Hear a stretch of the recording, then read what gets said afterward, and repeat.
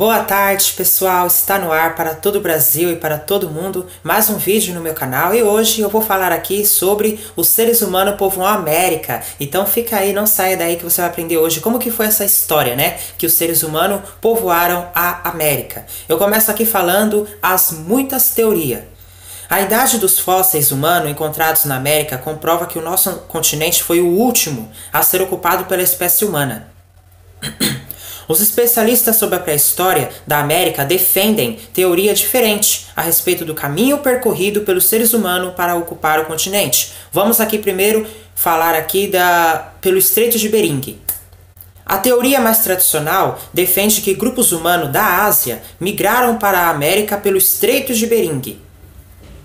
Atualmente, o estreito é um canal marítimo raso de 85 km de largura, que separa o Alasca americano da Sibéria asiática. No entanto, na última glaciação, entre 80 e 12 mil anos atrás, houve diminuição no nível do mar. Como resultado, o estreito transformou-se em um istmo, possibilitando a passagem a pé da Ásia para a América. Então, os povos ali, eles tiveram que passar a pé da Ásia para a América. E agora eu vou falar aqui através do Oceano Pacífico. Além da passagem pelo Estreito de Bering, alguns estudiosos defendem que a ocupação da América foi feita também pelo Oceano Pacífico. Então, muitos estudiosos defendem a ideia de que a passagem, a ocupação da América foi feita também pelo Oceano Pacífico. Os humanos teriam navegado em canoa desde as ilhas da Polinésia, atingindo a costa oeste da América do Sul. A arqueóloga brasileira Niede Guidon defende esse trajeto e também acredita que essa longa viagem ocorreu há mais de 40 mil anos. Datas tão remotas geraram muita discussão entre os especialistas. Alguns apontam a limitação tecnológica para navegar longas distâncias na época, além da inexistência de fósseis humanos que comprovem a data.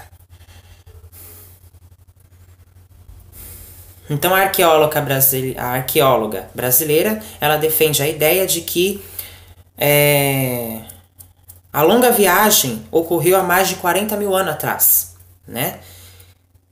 Datas tão remotas que gerou uma discussão entre os especialistas. Então essa viagem, essa viagem que é a passagem, do homem para a América, a ocupação da América que foi feita pelos seres humanos, foi feito essa viagem, que é a ocupação dos seres humanos na América, foi feito há 40 mil anos atrás, há muito tempo.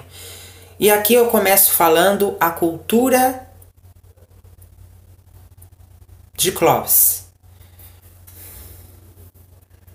As primeiras teorias da ocupação da América surgiram a partir das escavações em um sítio arqueológico. Então as primeiras teorias da ocupação da América surgiu a partir do momento que foi feito escavações em um sítio arqueológico, encontrado na década de 1920, próximo à cidade de Clovis, na região do Novo México, nos Estados Unidos. Com base em testes de carbono 14 em artefatos encontrados no local, os arqueólogos norte-americanos desenvolveram a teoria que se tornou clássica para explicar o povoamento da América. A cultura de Clovis teria surgido com a migração pelo Estreito de Bering. Há cerca de 12 mil anos, partindo do Alasca, os humanos teriam iniciado o povoamento da América, migrando cada vez mais para o sul. Segundo essa teoria, a América do Sul deveria ter sido povoada por milhares de anos após o povoamento dos territórios do norte. Então a cultura de Clovis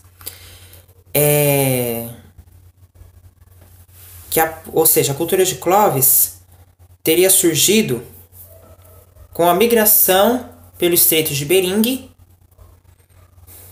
há cerca de 12 mil anos atrás, Ou seja, esse Estreito de Bering era um canal marítimo, que era muito raso, né? Tinha 85 quilômetros de largura que separa o Alasca americano da Sibéria asiática. Ocupação antes de Clovis.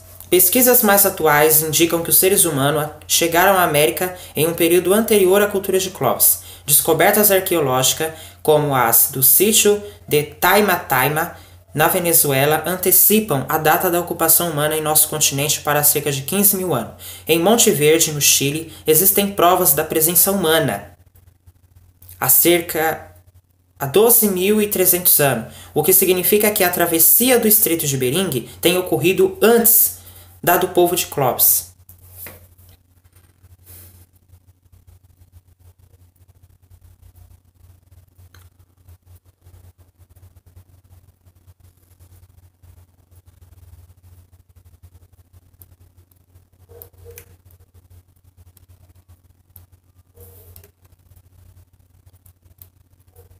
No Brasil, a presença humana pode ser estudado através da descoberta realizada no sítio arqueológico da Pedra Pintada, que fica no Pará.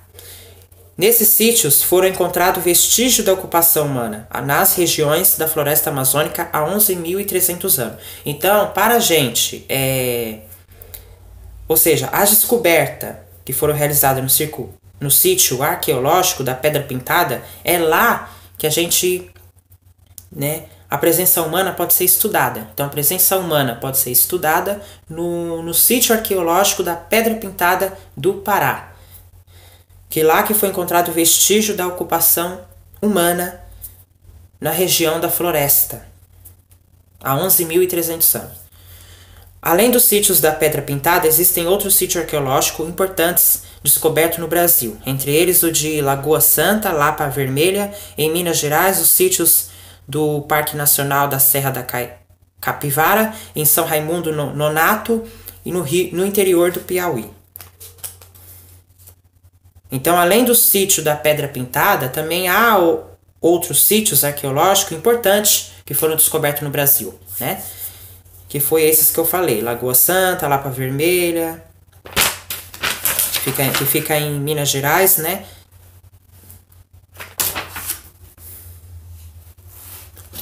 Agora vamos lá, caçadores e coletores no Brasil. Os primeiros grupos humanos que povoaram o que hoje corresponde ao território do Brasil eram caçadores e coletores nômades. Então, os primeiros que povoaram o Brasil, foram os caçadores e os coletores nômades.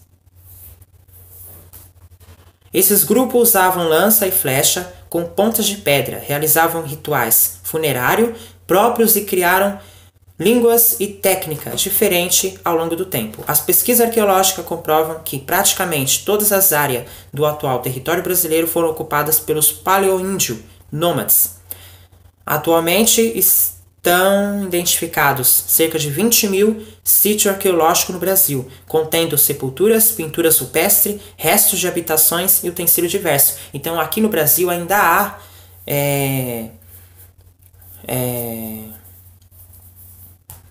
restos de habitações e utensílios diversos. A gente ainda encontra vestígio, arqueológico aqui no Brasil, porque são muitos, São 20 mil, cerca de 20 mil sítios arqueológicos no Brasil. Então, se você for num sítio arqueológico aqui no Brasil, você vai encontrar vestígios do passado, contendo sepultura, pintura rupestre, que os nossos antepassados deixaram, restos de habitações e utensílios que os antepassados usaram, que ainda existe, só que só existe no sítio arqueológico. Bom, eu não sei falar inglês, essa palavra é um pouco inglês. Lunge o pioneiro. Os estudos sobre a pré-história brasileira começaram com o naturalista dinamarquês Peter Lund. Então, os estudos da pré-história brasileira começou com o naturalista dinamarquês Peter Lund, que pesquisou as cavernas próximas à região de Lagoa Santa, em Minas Gerais, por volta de 1835. Lund encontrou fósseis de animais da chamada megafauna. Eu não falei para vocês que no sítio arqueológico você encontra vestígio não só dos seres humanos, né, como também dos animais, né?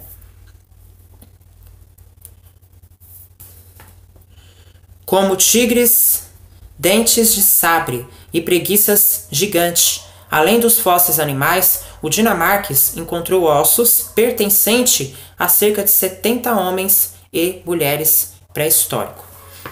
O sítio arqueológico da Lagoa Santa. As descobertas de Peter Lund serviram de base para pesquisas mais aprofundadas realizadas em Lagoa Santa em 1975 por uma equipe internacional de arqueológico. O material recolhido por eles foi estudado anos depois pelo arqueólogo Walter Neves, que descobriu entre os esqueletos o crânio de uma mulher. A descoberta recebeu do pesquisador o nome de Luzia. Análises comprovaram que Luzia viveu cerca de 11.680 anos atrás e é o fóssil humano mais antigo da América, que é o de Luzia, né? Luzia, assim como outros esqueletos, vale ressaltar que os arqueólogos, quando eles encontram vestígio humano, eles estudam primeiro, para eles poder trazer trazer a história, trazer ao público, eles estudam primeiro, né? Cada osso é estudado pelos arqueólogos para eles chegar a uma conclusão e depois levar isso para a história e para o conhecimento científico.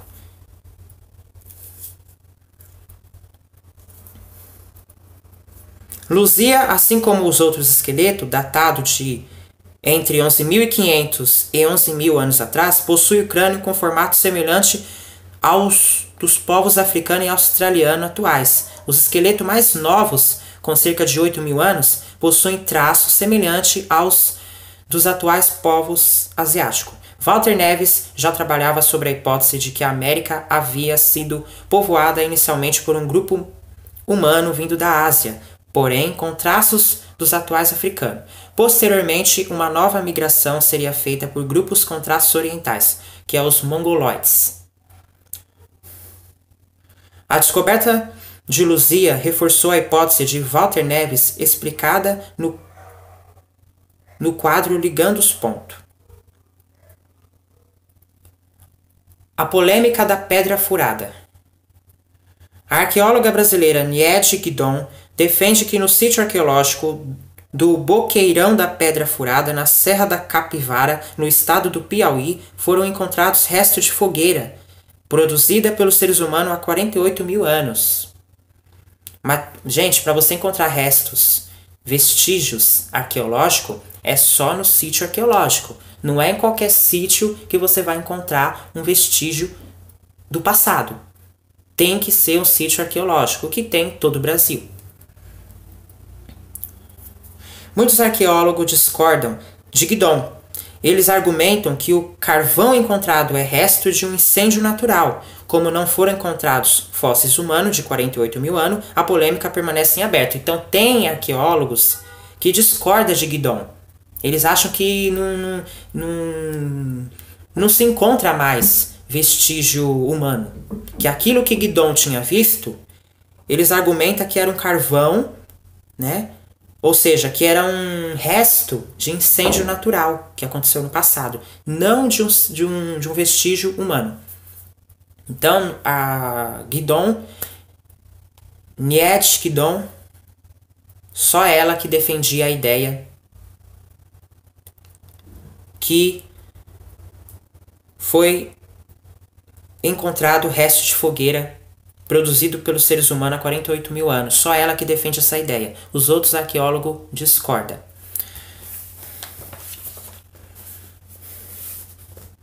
Os povos dos sambaquis. Há cerca de 8.000 anos, grupos coletores e caçadores se instalaram ao longo do litoral do Brasil. Em contato com o mar, esses povos se especializaram na pesca e na coleta de molusco ostras, mariscos e mexilhões. A proximidade da costa com as zonas de floresta permitia, porém, que esses povos pescadores continuassem a caçar e a coletar sementes, frutas e raízes. Como resultado, havia oferta estável e farta de alimento, permitindo que muitas dessas comunidades se tornassem sedentárias, algumas delas ocuparam a mesma área por século. A principal característica dessas comunidades litorâneas é a formação de sambaquis. Os sambaques são aterro elevado, composto basicamente de concha, de molusco, acumuladas ao longo de muito tempo. Então, os sambaques, eles são aterros, né, elevados, composto basicamente de concha. Então, é um tipo de uma concha de molusco, acumulada ao longo de muito tempo. Então, os sambaques são aterros que são compostos de concha de molusco, ok? Eu vou mostrar a foto do sambaque Garopaba do Sul, em Jaguaruna, Santa Catarina. Vou mostrar para vocês o sambaque. Os sambaques. Aqui. Esse é o sambaque. Sambaques. Aqui, ó. Esse aqui e esse aqui, ó. São os sambaques.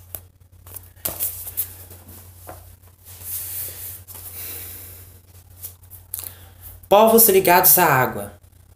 Os sambaqueiros espalharam-se por grande parte do litoral leste da América do Sul, entre os atuais estados do Pará e de Santa Catarina. Alguns sambaques estão situados nas margens do rio, caso do rio Ribeira de Iguape, no sul do atual estado de São Paulo e do rio Amazonas. Contudo, os maiores sambaques encontram-se no litoral do estado de Santa Catarina, onde alguns montes de concha atingem 30 metros de altura, o equivalente a um edifício de 10 pavimentos.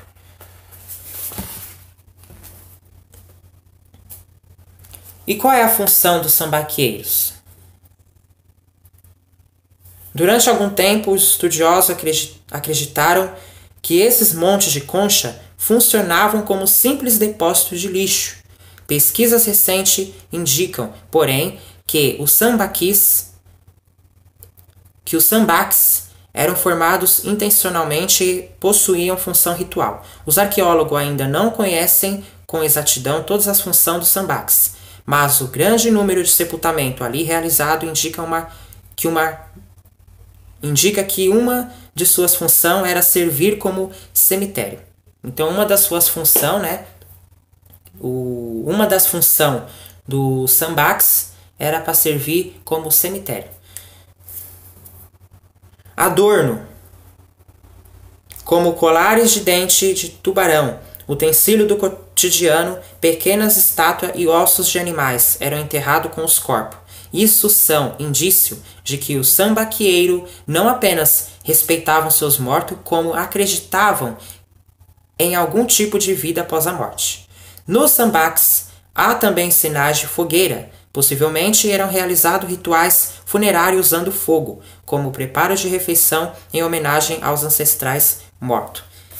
E agora eu vou falar aqui a cultura dos povos sambaqueiros.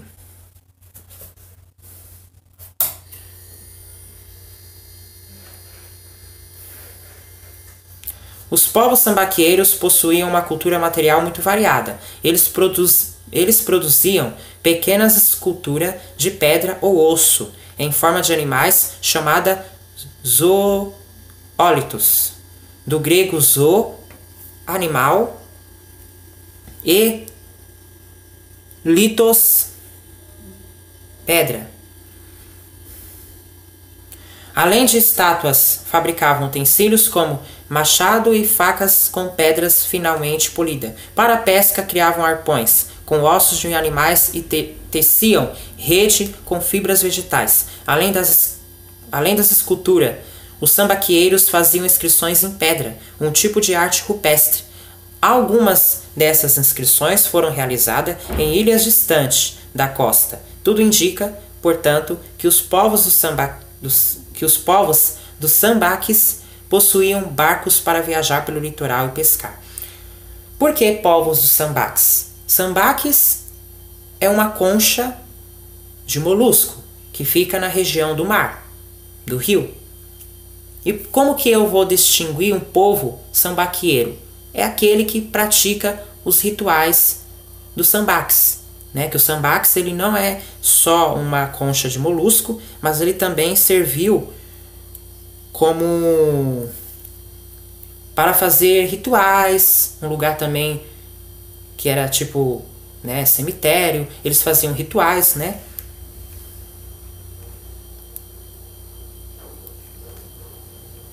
Que nos sambaques há também sinais de fogueira, né? Então o pessoal ali do sambaques, né, da região ali, fazia fogueira, né, onde tinha os sambaques, que era a concha de molusco, eles faziam fogueira e faziam seus rituais. Então o povo sambaqueiro é aquele povo que está sempre ali próximo da concha de molusco, que é os sambaques, fazendo seus rituais. E, bom,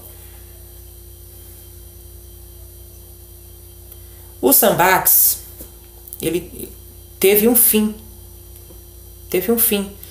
O fim dos sambaques. Os sambaqueiros acumularam montes de concha para enterrar seus mortos por mais de 7.000 anos. Por volta do ano 1000, porém, os sambaques foram abandonados.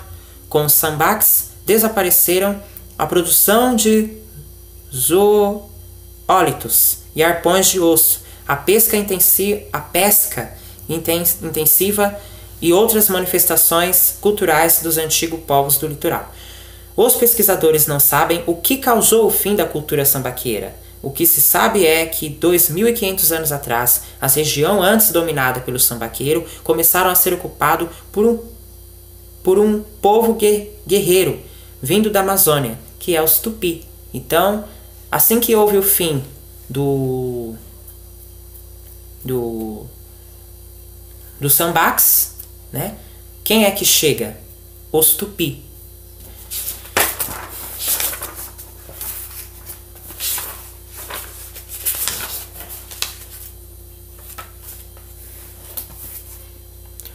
Os povos agrícolas na Amazônia.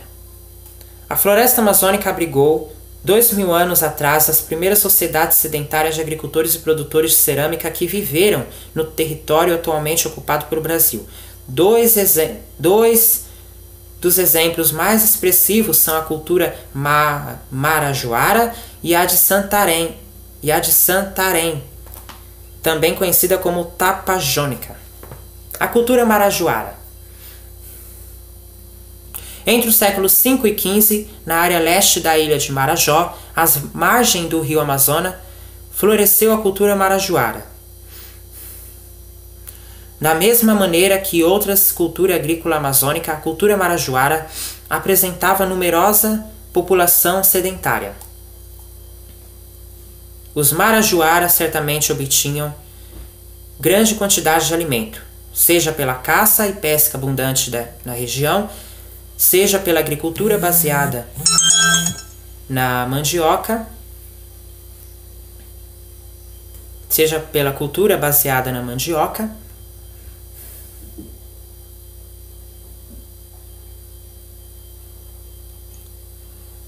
e no arroz selvagem. A alimentação farta permitia que algumas pessoas se dedicassem a tarefas especializada, como o culto religioso e a produção de cerâmica. A cerâmica marajoara é variada, apresentando padrões de decoração complicado. Então a cultura marajoara, ou seja, os marajoara, eles obtinham grande quantidade de alimento, seja pela pesca ou pela caça e pela agricultura.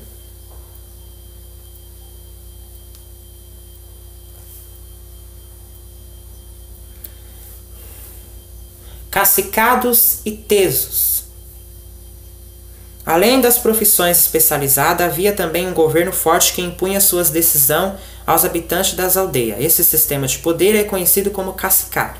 Os caciques marajoara eram fortes o bastante para unir a população em torno de um grande trabalho comunitário, o teso. Os tesos eram grandes aterros feitos de argila, que mediam até 12 metros de altura, equivalente a um edifício de 4 pavimentos. Eram formados para servir de base às casas e às sepulturas marajoara, que dessa forma ficavam a salvo das cheias que anualmente atingem a ilha de Marajó. Uma rede de trocas.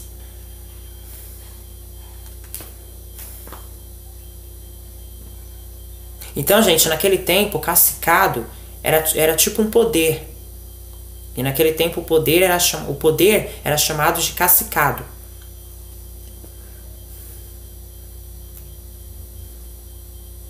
E o trabalho comunitário era chamado de teso.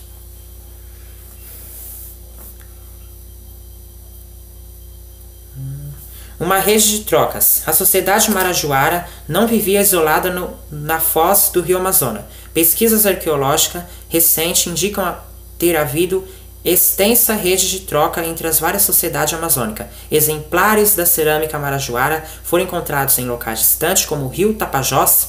Por outro lado, escavações na ilha de Marajó localizaram machados, martelos, moedores e escultura elaborados com pedras retiradas de regiões distantes. Aqui eu vou mostrar para vocês um vaso de cerâmica tapajônica com estatueta zoomórfica e antropomórfica. Vocês vão ver aqui a imagem.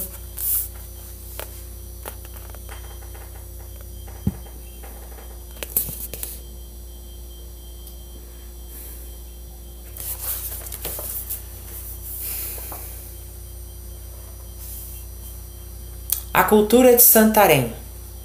Na região do rio Tapajós, onde se localiza a atual cidade de Santarém, no Pará, existiu uma importante sociedade paleoíndia, conhecida como cultura tapajônica ou cultura Santarém. Os tapajônicos viveram entre os séculos X e XVII, eram agricultores e, assim como os marajoara, produziram cerâmica de alta qualidade. Então, quem produziu cerâmica de alta qualidade foi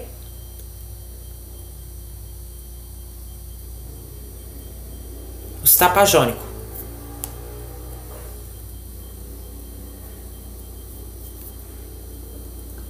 A cerâmica tapajônica mais conhecida tem forma de vaso de gargalo e de cariátide e de pratos com decorações variadas. Produziam também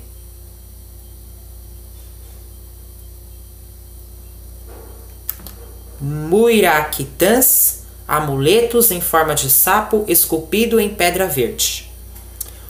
Uma sociedade complexa. Produzir uma cerâmica tão elaborada exigia profissionais especializados, então não era fácil, né? Você produzir uma cerâmica tão elaborada, né? Tão bem feita, tão bem ornamentada, exigia profissionais especializados, o que indica a existência de uma sociedade com grupos diferenciados. Exemplares da cerâmica tapajônica foram encontrados a mais de 100 km de Santarém, demonstrando que essa sociedade mantinha trocas com seus vizinhos, exportando elementos de sua cultura. O crescimento urbano da cidade de Santarém, que fica no Pará, né? Você que é do Pará, você vai lá, faz uma visitinha no Santarém, né? E eu tenho vontade, né, de conhecer um dia a cidade de Santarém, que fica no Pará. Eu tenho vontade de conhecer, porque a gente que fala da história, você falar da história é uma coisa. Agora, você viver a história é outra. Como que a gente vive a história? Indo, né, nos lugares, aquilo que você falou na história, aquilo que você estudou na história, você presenciar aquilo de perto, né? Então é muito interessante, você que é do Pará ou você que tem vontade de conhecer um dia, Santarém, a cidade de Santarém, lá no Pará. Você vai conhecer tudo isso que eu estou falando aqui. Bom, que eu acredito que ainda existe, né? Por ser coisa por ser uma coisa passado, né? Uma coisa muito passado, mas ainda existe, né? Ainda existe a cidade de Santarém, no Pará, né?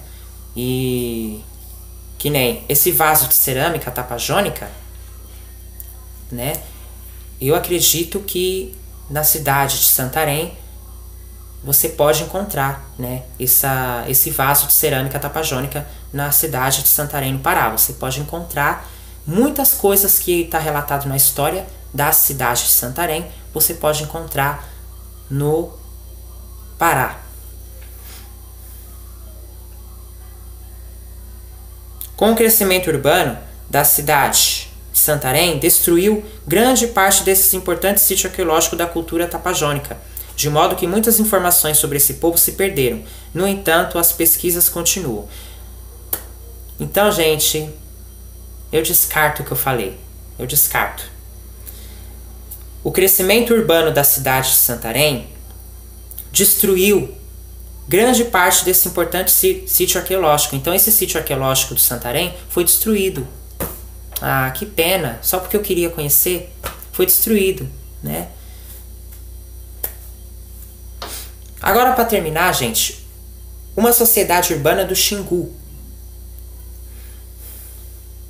Recentemente, arqueólogos identificaram no Alto Xingu, centro do estado do Mato Grosso, uma cultura que possuiria característica urbana.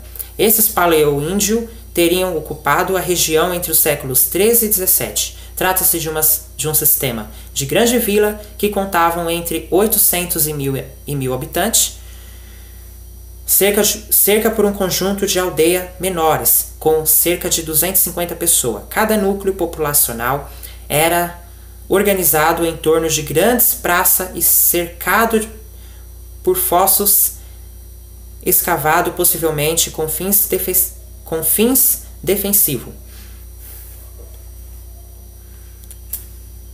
Então, essa sociedade urbana do Xingu trata-se de de grandes vilas que contavam entre 800 e 1.000 habitantes por um conjunto de aldeias menores, com cerca de 250 pessoas. E cada núcleo populacional era organizado em torno de grandes praças e cercado por fossos escavados, possivelmente com fins defensivos. A base da alimentação era o cultivo da mandioca, né? Então, a sociedade dos Xingus, no Mato Grosso, eles se alimentam de mandioca. Ou seja, eles cultivam a mandioca. A base da alimentação deles era o cultivo da mandioca. Mas havia também tanques e represa, possivelmente para a criação de peixes e tartaruga. Um dos aspectos mais originais desse sistema urbano são as estradas. Pesquisas arqueológicas detectaram o que seria uma rede de estrada reta e larga, que ligariam as vilas e aldeias e centros cerimoniais. Tanto as estradas como as aldeias eram orientadas em função de posições astronômicas, o que indicaria um planejamento cuidadoso. Então é isso, pessoal. Esse foi o tema de hoje. Se você gostou, se inscreva no meu canal, ative o sininho para receber todas as notificações. Eu fico por aqui e até amanhã. Tchau!